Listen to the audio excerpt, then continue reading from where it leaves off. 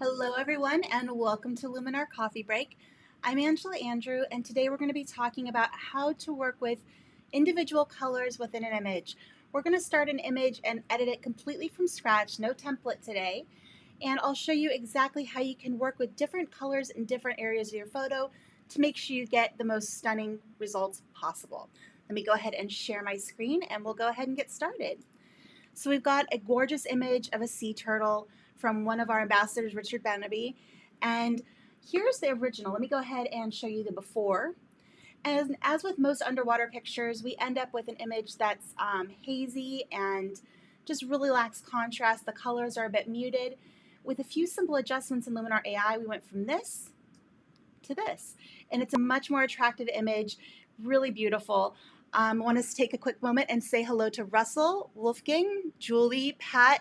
So glad you guys are all here today. All right, so let's go ahead and get editing. I'm going to jump over straight to the edit module, and I'm going to go to my history and scroll all the way back to the bottom so you guys can watch me edit this from start to finish. We'll go ahead and let that load up. There's the original, and I'm going to click back up to the tools, and we'll start at the top with our Enhance AI. I'm going to go ahead and pull that Accent AI up quite a bit. And this particular slider does so much. It's so powerful. It's working with the contrast. It's working with the color. So already this looks better. Let's go ahead and turn that off and back on again. So that got us a lot closer to where we want to be with just a single slider. Now let's work a little bit on our crop and our composition. So I'm going to go ahead and go into Composition AI. Click that button to see what the AI recommends for me. I think that's a pretty good crop. We could even come in a little bit tighter, maybe about like so.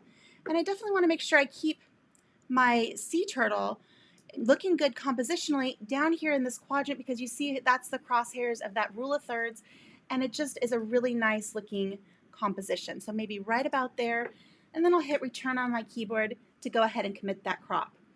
Now let's go ahead and work down the list here on the right. The next place I want to stop is structure. And this is going to add some really nice mid-tone contrast, bring out some of those details.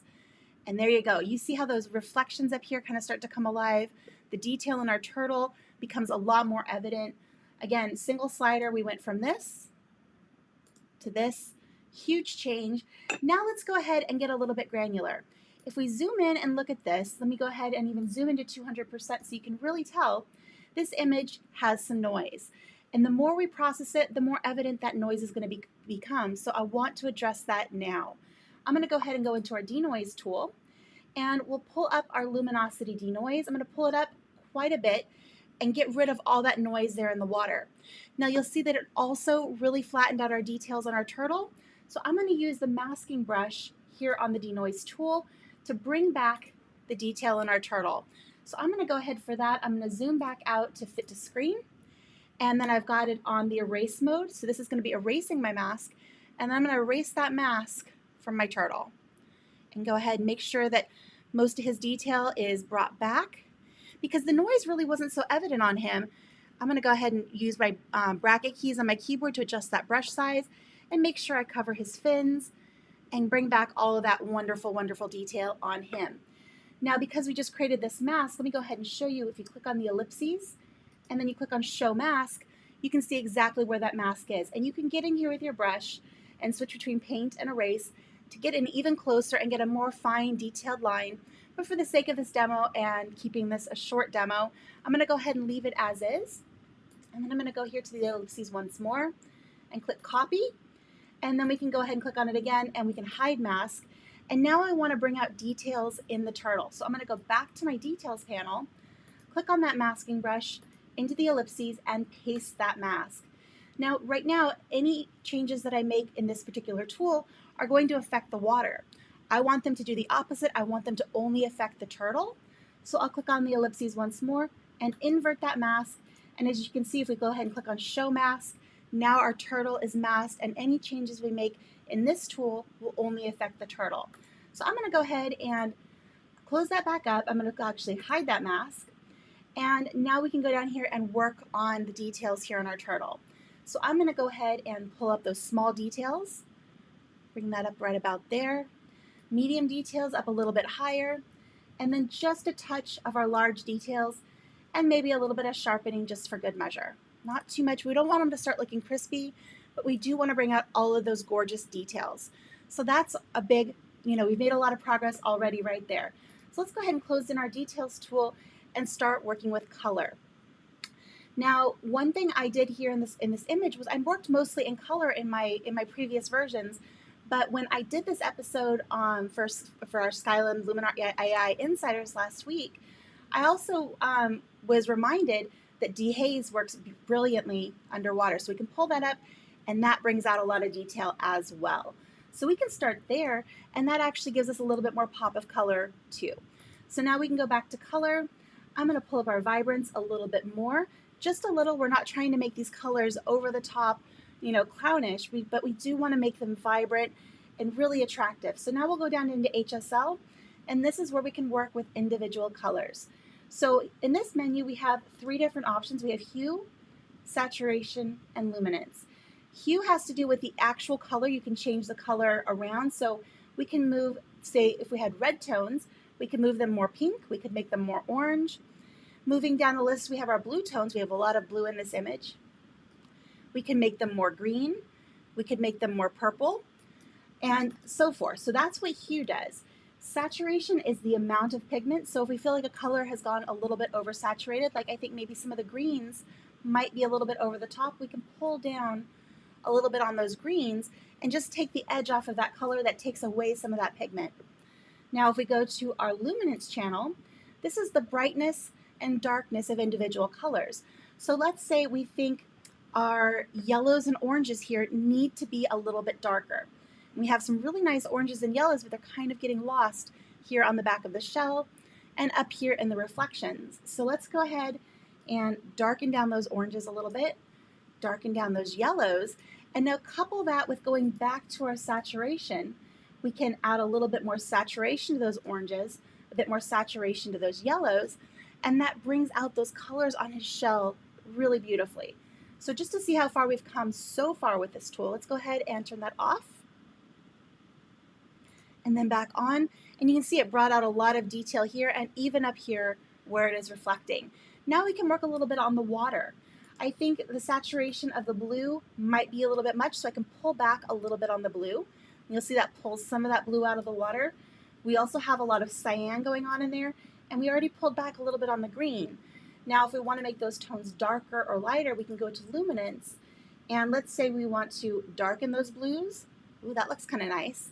Or we can lighten them if we think it needs to be a little lighter. I think darkening them up just a little bit looks pretty nice. Same with those cyan tones. You see how it's just lightening and darkening those particular tones. And I think I'm actually going to bring those up a little bit. And then now I want to go back to my hue, and we can play with those tones individually. Now we can take those blue tones, make them more green, make them a little bit more purple. I think a little bit there to the right looks nice. And let's play with these cyan tones. We can make them a little bit more green, a little bit more blue. I think there to the right looks really good. All right, now let's take a look at our before and our after. We've been able to bring in a lot of detail and depth and dimension just by manipulating our colors. And I really like where we're headed with this. Now, a couple of last things I want to do to this image. I'm going to add a vignette to really draw us into the subject, but I'm also noticing that as with a lot of underwater pictures or even water pictures, there are a lot of little specks and things in the water that are distracting. So we can go to our erase tool and let's just get rid of those. So I'm going to go ahead and start painting over some of these little spots. There we go. And just get rid of a few of these little distractions. And if you guys have any questions as we're going along, be sure you put them into the chat. And if you're watching this after the fact, if you missed the live presentation, but you're watching the recording, put them into the comments. Vanelli and I always come back and take a look at what you said, and we appreciate your feedback and your ideas. So make sure you let me know if you have any questions as this goes along. So I'm just going to get rid of a few of these little things in the water that bug me. There's a couple little spots down here on the floor of the ocean that I think are just a little bit distracting. Let's go ahead and get rid of those, and we can click erase and give that a couple of moments to think. The erase tool can take its sweet time. Let me go ahead and use that time to see what we have going on over here in the chat. Russ says the Mouseketeers are all here. Yep, all my regulars. I love seeing all of the familiar names pop up. It's so cool. All right, so it's taken its time. There we go. Now I'm going to go ahead and click down to Vignette. There we go. And I'm going to pull my amount slider all the way down to -100. And I'll pull that size down a little bit more, make that vignette size a little bit smaller. And now that I can really see what's being affected by my vignette, I'll choose my subject. And I'm going to place it so it's nicely right here over my turtle. And then I'll go down to the advanced settings. I'll pull the feather up quite a bit for a nice smooth transition. And maybe even add a little bit of inner light just for good measure. Now we go back to the amount slider and we pull that back up and then just adjust it to where it looks good, it draws us in, but it doesn't look like, bam, she added a vignette.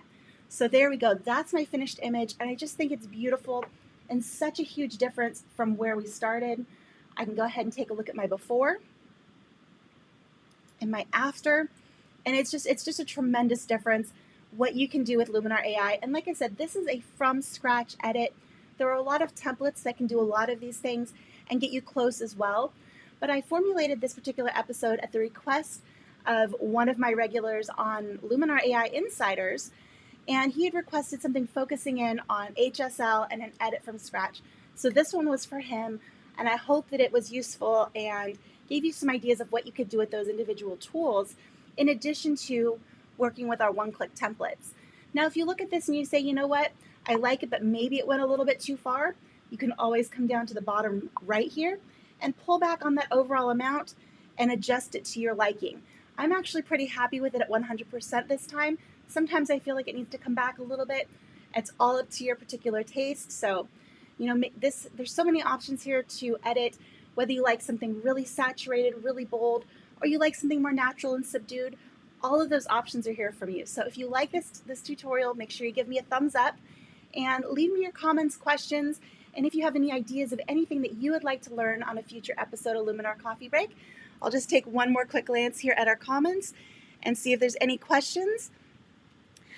Julie's asking me if she can send me pictures and I can edit them for her. I might be able to do one for you and maybe do it on the show, but probably can't edit all your pictures all the time, although that would be fun. With that, I want to wish you guys a great afternoon. Vinelli and I will both be with you tomorrow for our weekly wrap-up. Gosh, I can't believe it's already Friday tomorrow. So we'll be here tomorrow with you.